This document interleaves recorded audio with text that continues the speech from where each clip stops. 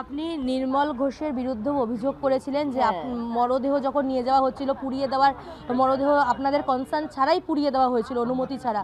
তো এখন আপনি কি চান নির্মল ঘোষের বিরুদ্ধেও তদন্ত? আমরা এফআইআর করেছি। নির্মল ঘোষ, সোমনাথ দে এবং সঞ্জীব মুখার্জি এরাই ডিসি নর্থকে ডেকে নিয়ে গেছিলেন। আজকে যে ডিসি নর্থ সাসপেন্ড হয়েছেন এনাকেই যে বান্ডিল টাকা নিয়ে উপরে ডাকা হয়েছিল।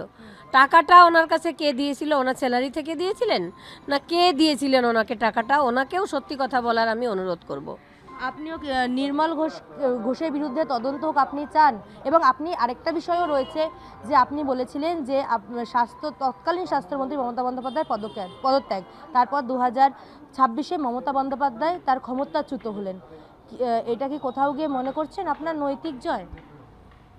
নৈতিক জয় কিছুটা, মানে জয়ের দিকে আমি এগোচ্ছি। এটা ধাপে ধাপে এগোবে, এটা অত সহজ হবে না।